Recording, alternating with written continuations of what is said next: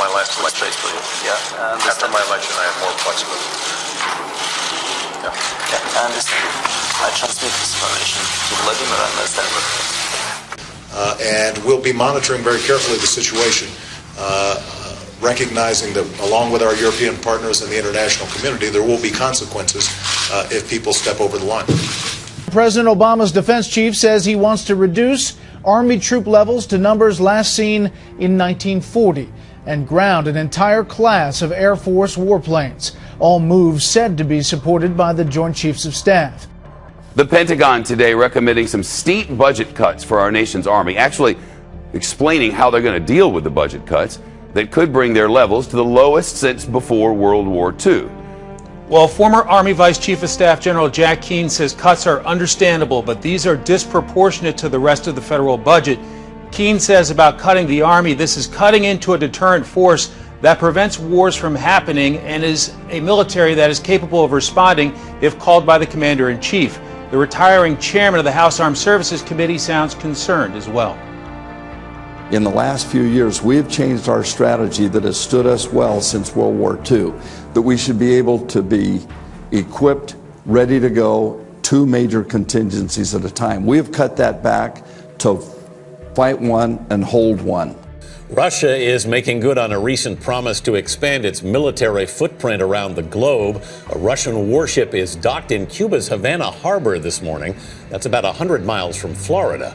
The ship quietly floated into the cruise terminal with no explanation from Cuban state media. The Russian ship is from a class generally used for intelligence gathering. North Korea fired 4 short-range missiles off its eastern coast this morning. The missiles were fired from a site near the border with South Korea. That's according to South Korea's defense ministry. The North has fired short-range missiles into the Sea of Japan in the past during military exercises. We believe National Security Advisor Rice has made it very clear, and I've made it clear, that intervention would, in our judgment, be a very grave mistake.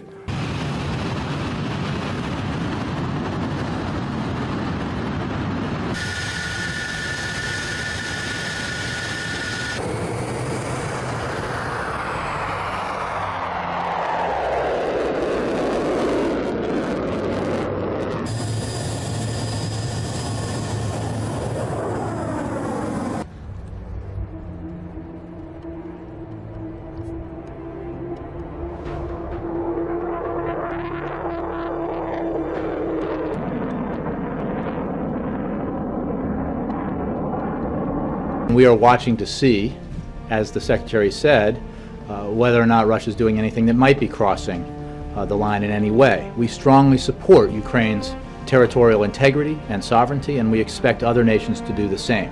We urge all parties to avoid steps that could be misinterpreted or lead to a miscalculation at this delicate time.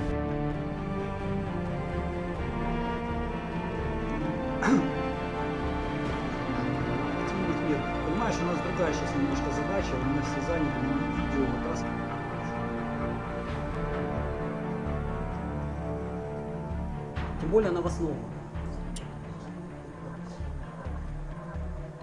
Ебать, сколько у них гранатометов. Ни хрена себе.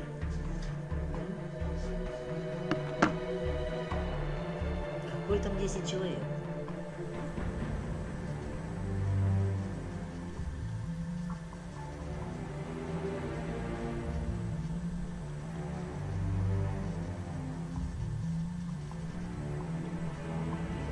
Через 10 минут на ФТП выложим с 2 камер захват.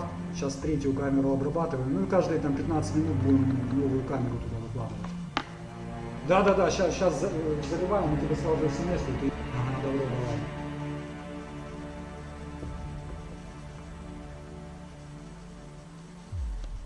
Ian Lee joins us now live from Kiev. Ian, what can you tell us about reports that the airport there has been shut down and the airspace closed?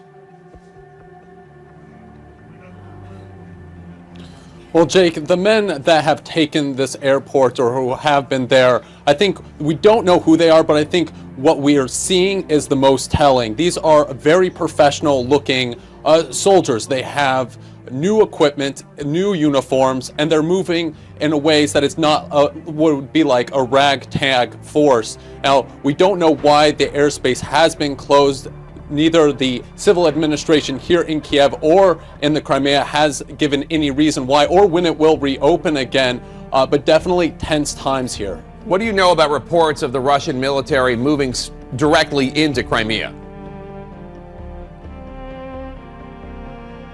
This is something we've been watching all day, whether it be YouTube videos or on multiple local networks. We're seeing helicopters, at least 11 helicopters moving across the Crimea towards an area called Ballistic. We're also seeing armored personnel carriers rumbling down the streets of the Crimea, a YouTube video of that. And all this really is backed up by the government saying what we're witnessing is an annexation of the area. And as you pointed out earlier as well, a pro-Russian television station has, what we're hearing are Marines from the Black Sea Fleet securing it to make sure that it's not tampered with as well.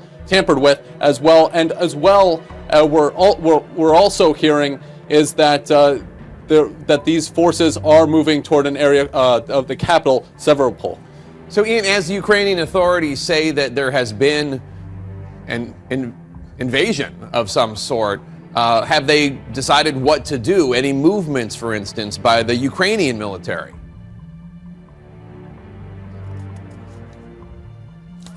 Well, yeah, the government is basically calling this an invasion, an annexation of the Crimean Peninsula.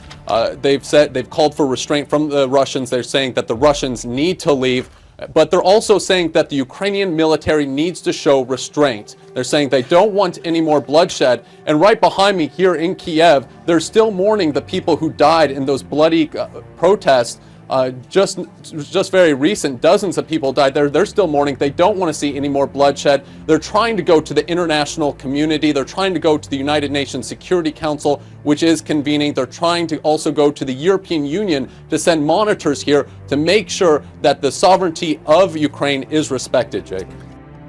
Bob Schieffer today spoke with Defense Secretary Chuck Hagel about U.S. military options. Bob, what did he have to say? Well, I'll tell you, Scott, it was just before the president spoke, and he pointedly told me it would be a mistake if the Russians move forces into other parts of Ukraine. This could be a very dangerous situation if this continues in a very provocative way.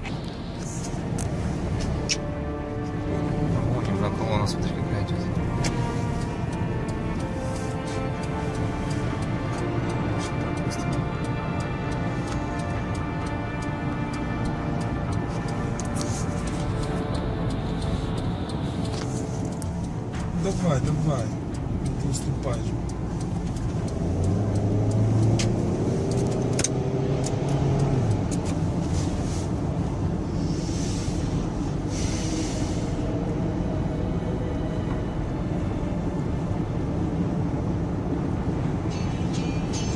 Я, видя, через перевал, через Волчьи ворота еду, связь пропадает. Боевом.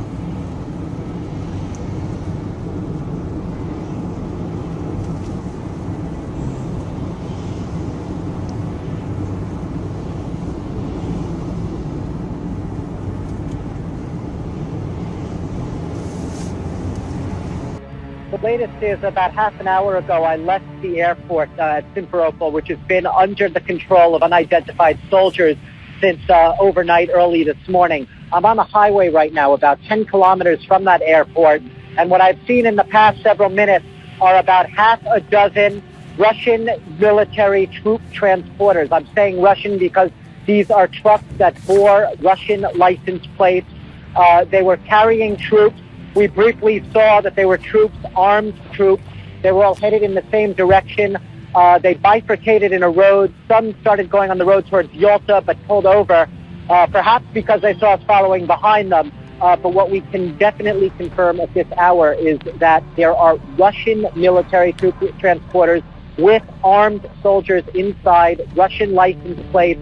They are on the move, and they are going somewhere, half a dozen of them. So there's definitely some military movement adrift, and Ukrainians we've been speaking to say that this is inhabitual. They are not accustomed to seeing Russian trucks, Russian military trucks, carrying armed men on the roads in and around this capital. They began seeing them really yesterday, early yesterday, and today there seems to be a heavier presence. We saw lots of trucks coming and going earlier today from the airport, but like I said, I'm right now on a highway outside the airport, and there are Russian military trucks on the move at this hour. And Douglas, is there any sign of any Ukrainian troops?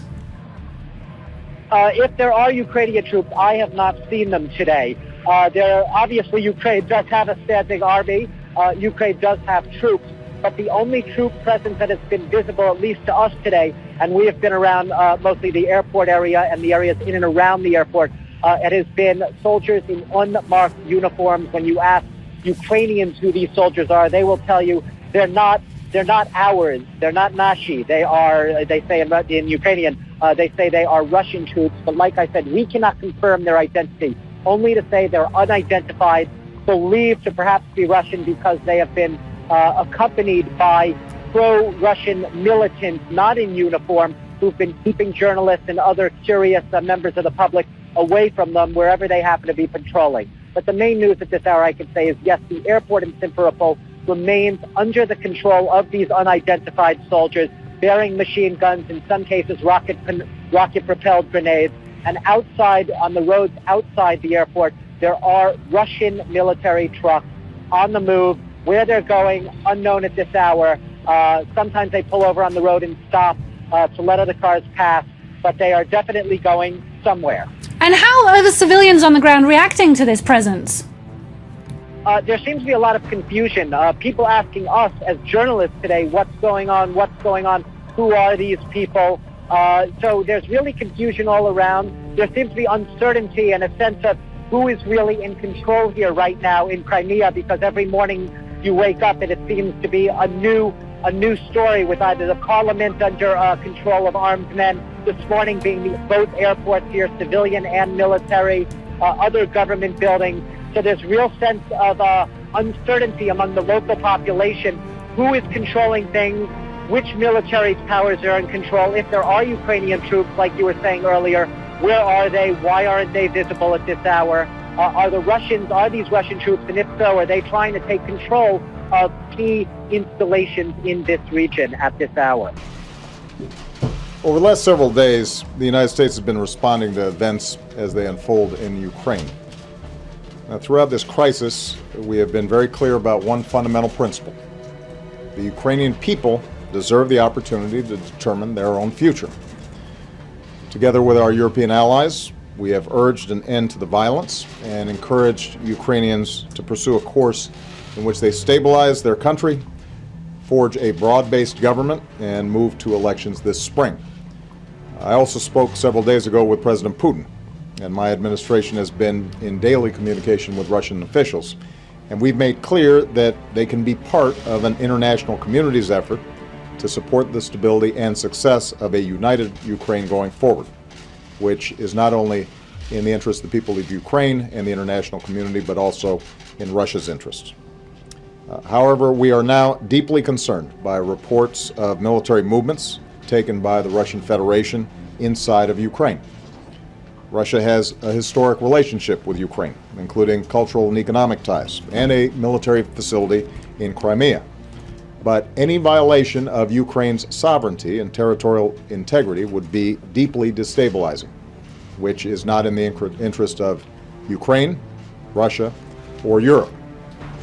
It would represent a profound interference in matters that must be determined by the Ukrainian people. It would be a clear violation of Russia's commitment to respect the independence and sovereignty and borders of Ukraine and of international laws. And just days after the world came to Russia for the Olympic Games, it would invite the condemnation of nations around the world. And indeed, the United States will stand with the international community in affirming that there will be costs for any military intervention in Ukraine. The events of the past several months remind us of how difficult democracy can be in a country with deep divisions. But the Ukrainian people have also reminded us that human beings have a universal right to determine their own future. Right now, the situation remains very fluid. Vice President Biden just spoke with Prime Minister the Prime Minister of Ukraine to assure him that in this difficult moment, the United States supports his government's efforts and stands for the sovereignty, territorial integrity, and democratic future of Ukraine. I also commend the Ukrainian government's restraint and its commitment to uphold its international obligations. We will continue to coordinate closely with our European allies. We will continue to communicate directly with the Russian government, and we will continue to keep all of you in the press corps and the American people informed as events develop. Thanks very much.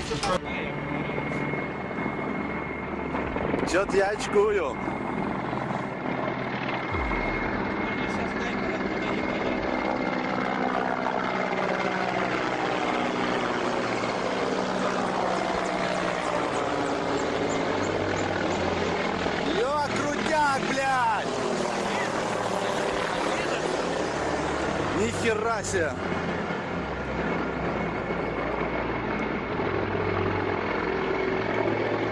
Это да!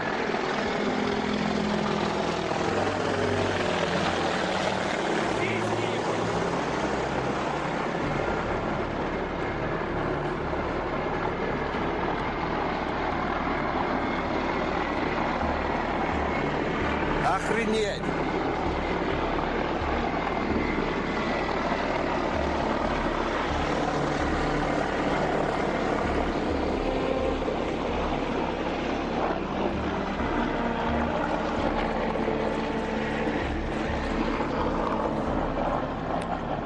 At this hour, it appears Russian military forces are crossing the border into neighboring Ukraine, in a region of Ukraine known as Crimea.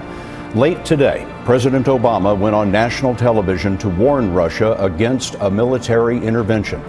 Ukraine has been reeling since last week when a popular revolt led the president of Ukraine to flee to Russia. Crimea used to be part of Russia and has long wanted to return. Ukraine says Russian attack helicopters and military transports have taken two key airports in Crimea.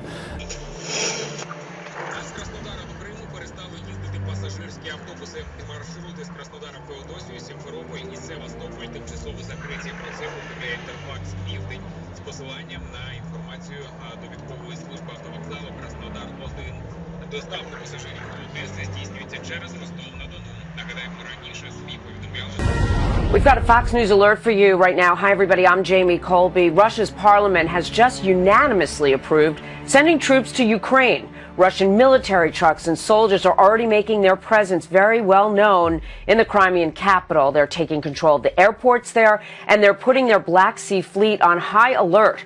Now, President Obama is warning there will be costs if Russia decides on military intervention. The Kremlin is now expected to recall the Russian ambassador to the U.S. And Ukraine's interim president is bracing for military action, calling for an emergency meeting of his security chiefs. Some of those members are now calling for a general military mobilization after Russia's announcement, as foreign ministers in the EU schedule an emergency meeting of their own in Brussels, Belgium, that is expected to take place on Monday. The United States calls upon Russia to pull back the military forces that are being built up in the region, to stand down and to allow the Ukrainian people the opportunity to pursue their own government, create their own destiny, and to do so freely without intimidation or fear. All right, get you back now to our top story, the crisis in Ukraine. That was U.S. Ambassador to the United Nations, Samantha Power, calling on Russia to back off. She also spoke before the UN Security Council emergency meeting earlier today. Ukraine is now heading to a possible showdown with Russia, its powerful neighbor, with the acting president of Ukraine ordering the armed forces to be at full readiness and warning Russia to stay away. It's now early Sunday morning in Kiev, where the people are bracing for military action. They're moving very quickly in Ukraine, which may be on the brink of all-out war.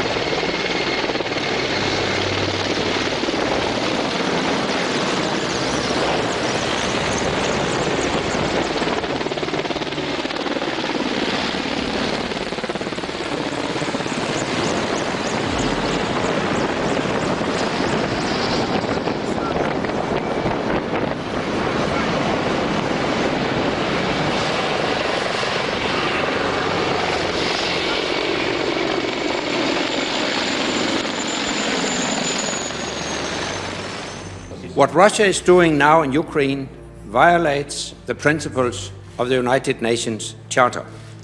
It threatens peace and security in Europe. Russia must stop its military activities and its threats. We support Ukraine's territorial integrity and sovereignty. We support the rights of the people of Ukraine to determine their own future without outside interference. And we emphasize the need for Ukraine to continue to uphold the democratic rights of all people and ensure that minority rights are protected. We urge all parties to urgently continue all efforts to move away from this dangerous situation.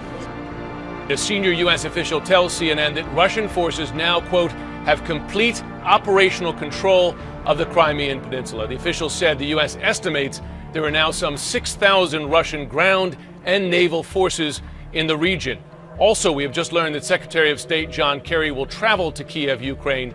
On Tuesday, Kerry has condemned Russia's, quote, incredible act of aggression and warned of economic punishment. But again, returning to that main headline there, U.S. official confirming to CNN that it is Russian forces that have complete operational control of Crimea, the peninsula in Ukraine that has really been the center of this and the site of a major and important Russian naval base. Now, President Obama told Russian President Vladimir Putin that his moves against Ukraine will have consequences well after this conflict over Crimea is finished.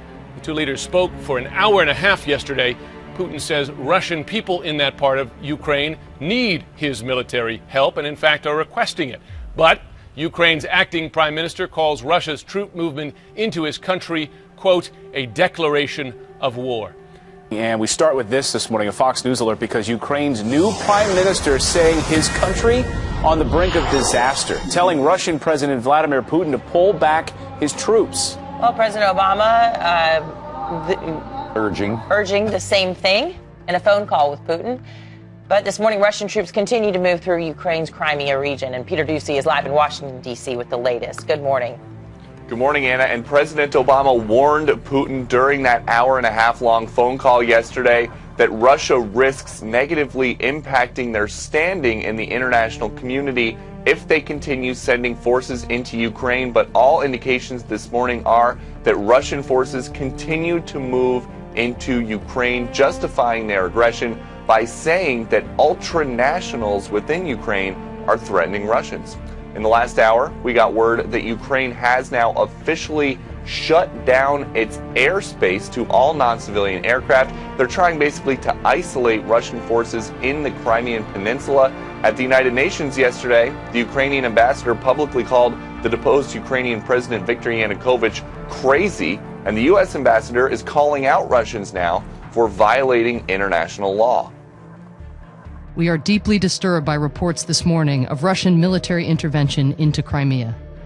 This intervention is without legal basis. Indeed, it violates Russia's commitment to protect the sovereignty, territorial integrity, and independence of Ukraine. It is time for the Russian intervention in Ukraine to end. The president's national security team had a meeting at the White House yesterday to talk about potential policy options. After that meeting, Susan Rice briefed President Obama on what his advisors came up with. Right now in Ukraine, all military reserves have been called up, and officials in Ukraine are making sure that all those reserves are ready to fight. Back to you. Crisis situation. All right, Peter Ducey, thanks so much for it. Let's right now bring in Fox News senior military analyst Colonel Oliver North. Colonel, nice to have you on the show this morning to get your perspective on this. Colonel, right now it seems we've got the Crimean president saying, Russia, come in. We want you here. You've got a lot of support there in that region for Russia. And then, of course, you have the Ukrainian president saying, get out. What do we do? Well, let's back up just a second here, because last week, in fact, last Sunday, I said that Putin was going to act as soon as the Sochi Olympics were over. And even before the torch went out, he sent an intelligence collection ship to Havana Harbor and put more intelligence technicians into the Lourdes Signals Intelligence Site, which has been there, by the way, since the 1960s. Obama is now saying that we're going to continue to coordinate with our NATO allies and see what they can come up with. Here's what's going to happen. They are going to have a big powwow They're waiting until Monday to start it. That means nothing is going to happen because it doesn't mean anything to Putin. He is committed to reconstitute a newer, better version of his evil empire.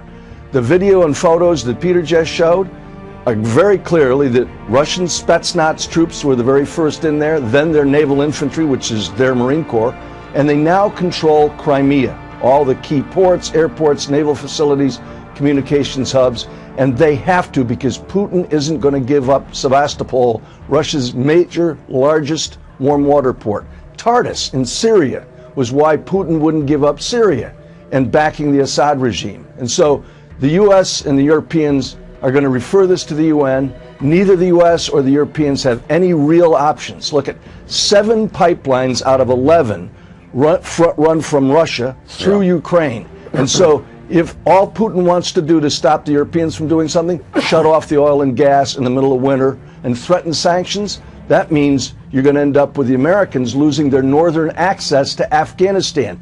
This is Czechoslovakia 1938, the Munich Conference. All it lacks is Neville Chamberlain telling us we've got peace for our time. What is Putin afraid of? That Ukraine will join the EU or God forbid, NATO in his mind? What is the end game for him? Well, remember, we missed the opportunity, we collectively, the Europeans and the Obama administration, of making Ukraine a full member of NATO. We should have invited them to do so. They're a, quote, partner, which means nothing under the NATO Collective Security Act. Military force is no longer an option out there. Putin knows that we only have 2 carriers at sea, one in the Indian Ocean and the other one off the Atlantic coast. Remember the other day in the budget talks, they said we got 11 carriers? We don't. We only have 10, and only 2 are actually deployed. What Putin can do is close that northern logistics access to Afghanistan and impose real serious sanctions on us. And of course, through all of this, the Chinese, the Iranians are watching this feeble response as we're gutting our defenses and they're planning their own next moves. It's not a good picture. Colonel, we know that President Obama and President Putin spoke on the phone for about an hour and a half yesterday. Do you think the President Obama understands the gravity of the situation and how important Ukraine really is? No. In fact, I don't think that they recognize that this is a foretaste of what's to come if we continue the path that we're on for unilateral disarmament. We've got to stop battering our allies like Israel with the lunacy of trading land for peace. We need to build the XL pipeline, which our Canadian allies want us to do, and the Obama administration can't figure out how to do it. If the Iranians close the Straits of Hormuz next week, the price of oil is going to go through the roof and the economy is going to grind to a halt. All of these are the kinds of things that happen when America decides, A, we're not going to lead, and B, we're going to destroy the opportunity to deter this kind of action with a strong military. We no longer have that military. Colonel, you remember President George W. Bush going through something similar when Russia moved against Georgia, the country of Georgia. Right. It seemed like limited options on the table for President Bush at the time, and even Russia didn't adhere to the ceasefire agreement that ended up being put in place. So it seemed like President Obama was taking a page from that playbook here, but it seems anemic. What can we really do? Well, this is a page not only from that playbook, but it's also a playbook that Jimmy Carter wrote back in the 70s. Because when the Russians invaded Afghanistan, Carter was shocked and surprised. It's a page out of the playbook, as I say, of 1938 with Czechoslovakia. Right. When the Europeans decided, didn't even invite the Czechs into the conference, made them wait outside for the results of it, which basically said, Adolf Hitler, go ahead and annex Czechoslovakia. That's what's going to happen here. Hey, would things be different if we had that missile defense in Poland right now? Absolutely right. The missile defense system that this administration shut down, carefully negotiated over years by the Bush administration, protecting not just us in the homeland, but our European allies. They're looking at that and saying, the Russians are modernizing their nuclear forces, their delivery systems, and we're not even defending our population centers, neither are the Americans. You gotta wonder, what is it that this administration wants to do? I think your point is well taken, Colonel, that modernizing a new form of Russia under Vladimir Putin and moving against these different regions, I think you're absolutely right about that, Colonel. Fascinating perspective this morning. Thank you so much for joining us, as always. I wish it were better news, but it's not. Yeah.